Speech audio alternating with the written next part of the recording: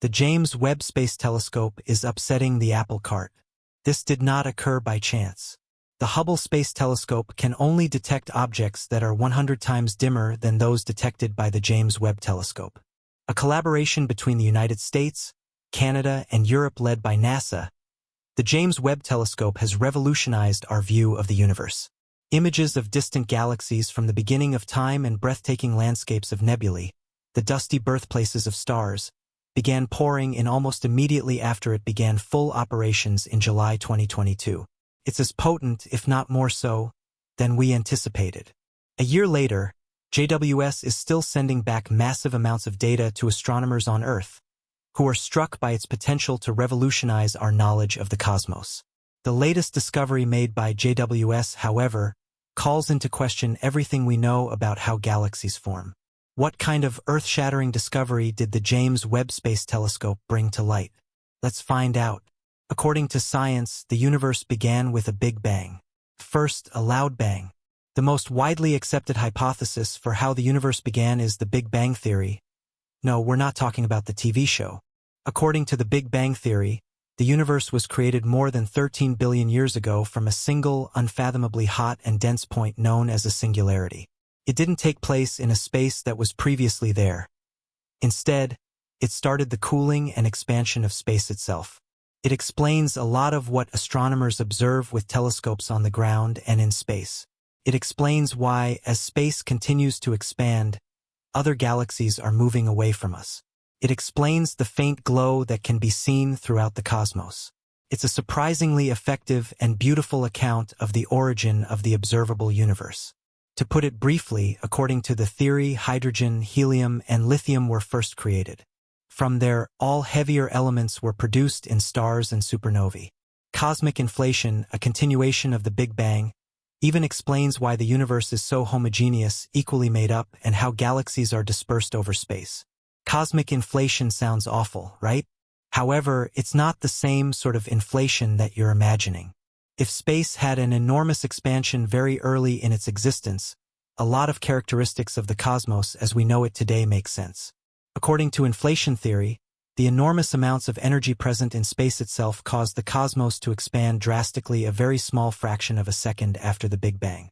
The cosmos continued to expand and cool after this period of inflation, although much more slowly. Space was rapidly expanded by inflation, resulting in a very uniform surface. But the universe is not extremely uniform. During inflation, minute variations in the matter density that existed in the early cosmos were greatly amplified. These density variations finally produced the universe's vast scale structure, including huge sheets, bubbles, and galaxy clusters. That's the beginning. What will happen when the cosmos collapses? It is unclear from the Big Bang Theory whether the universe will keep growing and cooling or whether it will eventually collapse into another extremely hot singularity, possibly continuing the cycle. The characteristics of two enigmatic substances known as dark matter and dark energy will likely determine the eventual outcome of the cosmos.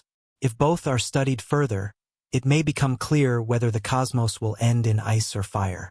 Earth, the rest of the solar system, stars, galaxies, and interstellar gas together make up just around 1/16 of the universe's total mass.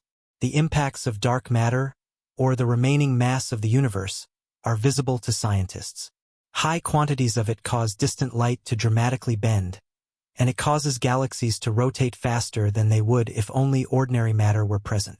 But the nature of it is still unknown. Astronomers are looking into the past when they use a telescope because of how long it has taken the light from the Andromeda Galaxy to reach Earth through space. They observe the Andromeda Galaxy, the closest large galaxy to our own, not as it is right now, but as it was more than 2 million years ago. In both space and time, other galaxies are located much farther away. NASA's James Webb Telescope travels about 1 million miles from Earth to orbit the Sun around a stable point. A tennis court-sized sun shield shields its enormous, gold-coated primary mirror, which is as tall as a giraffe and provides unrivaled views of the universe in infrared light. It took a while for the telescope to be built. It was originally expected to launch around 2007 at a cost of $1 billion. It was first envisioned in the 1980s. When JWS was ultimately launched in December 2021, its expected cost had risen to almost $10 billion. However, its intricacy caused lengthy delays, consuming money to the point where it was once termed the telescope that ate astronomy. There have been stressful moments. Even after the launch, it took a month for the telescope to travel to its intended location outside the moon's orbit. Hundreds of moving parts were needed to deploy all of its many components, including its massive sunshield that keeps the infrared-sensitive equipment cool. At a time when the universe was is 25% as old as it is today, new photos from the James Webb Space Telescope reveal, for the first time, galaxies with stellar bars, elongated structures of stars running from the centers of galaxies onto their outer disks. Astrophysicists will need to improve their models of galaxy evolution in light of the discovery of these so-called barred galaxies, which are identical to our Milky Way at such a young age. Before JWS, Hubble Space Telescope photos had never found bars at such young epochs. One galaxy, EGS 23205, seems like a little more than a disc-shaped blur in a Hubble view, but in the comparable JWS image from this past summer, it is seen as a stunning spiral galaxy with a distinct star bar.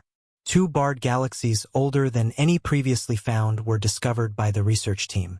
EGS 24268 is another barred galaxy that dates to around 11 billion years ago. By directing gas into the central areas of the galaxy, bars help star formation and play a significant role in galaxy evolution. By directing the gas in part of the way, bars also aid in the growth of supermassive black holes in the centers of galaxies.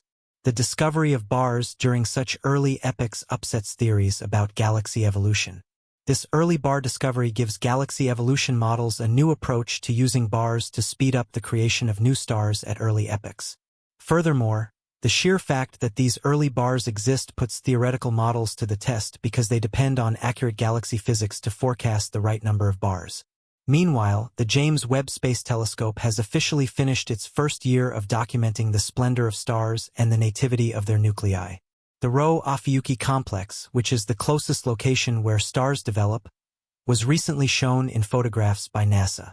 Many experts have previously taken images of this area, but the James Webb Space Telescope has provided us with a fresh and in-depth perspective. The telescope image of the Rho-Ophiuchi cloud complex captures the moment of star creation in unprecedented clarity. For the first time ever, the image depicts a scenario that resembles a fascinating, chaotic mass of gases erupting from the birth of new stars. The gas is illuminated from all sides, giving forth a lovely crimson glow. This is comparable to being present for the observable universe's first instant of existence. Protoplanetary disks, which can be thought of as the building blocks of planets, are also visible in the image from the James Webb Space Telescope. A protoplanetary disk is a whirling disk of gases and dust that surrounds a young star. In the context of stars, planets eventually form as a result of these disks.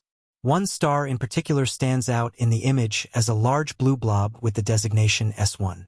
It appears to push away surrounding gases, leaving an empty area around it. It stands out from other stars that blend in with the background because of this. The James Webb Space Telescope has had a very successful debut year, performing well above expectations.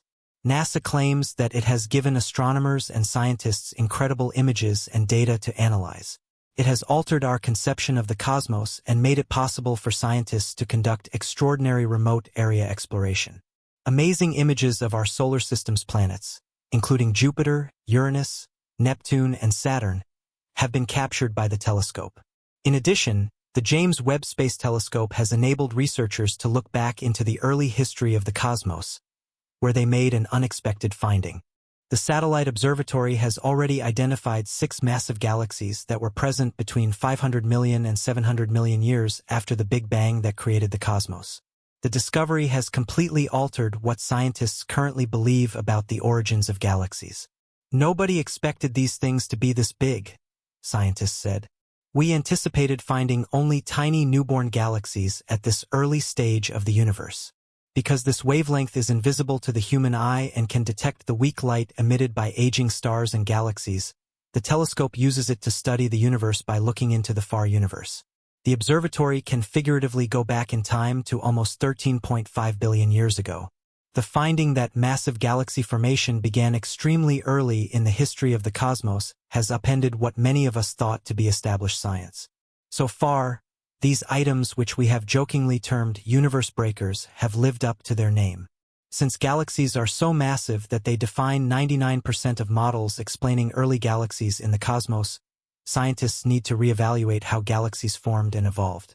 The common belief was that galaxies began as tiny clouds of dust and stars that grew over time, later said. It's important that we keep an open mind about what we are seeing, since this is our first glimpse back this far. Although the data suggests they are probably galaxies, I believe there is a chance that some of these objects could actually be hidden supermassive black holes. Whatever the case, even if we limit the sample size, the amount of material we found shows that the known mass of stars at this epoch in our universe is up to 100 times greater than previously thought. There are many reasons why astronomers could have been mistaken. Perhaps the process by which early stars originated were significantly more effective than we previously believed. Alison Kirkpatrick, an astronomer at the University of Kansas who studies galaxy evolution, wonders if cosmic dust in these galaxies might be present, or perhaps cosmic dust was just different in these galaxies. These galaxies shouldn't have had time to form. You just don't expect the early universe to be able to organize itself that quickly, said co-author and University of Colorado Boulder assistant professor Erica Nelson in a statement. It's bananas, she added. Although cosmologists had previously expected that the process began gradually taking shape within the first few 100 million years after the Big Bang, researchers do not yet know exactly when the first star clusters started to combine into the earliest forms of the galaxies we see today. The conventional wisdom holds that between 1 and 2 billion years after the universe was created, these early protogalaxies reached puberty and evolved into dwarf galaxies, which began to consume one another to expand into galaxies like our own. The deeper into the cosmos we look, the more distant light we intercept, and the further into the past we see. Since light travels across space at a constant speed, by peering roughly 13.5 billion years into the past using the James Webb Space Telescope, astronomers found that enormous galaxies had already sprung into existence very soon after the Big Bang when the universe was only 3% of present age. The size of the galaxies puts them in tension with 99% of the models for cosmology, which means that either the models need to be altered or the scientific consensus on galaxy creation has to be thoroughly re-examined, according to the researchers.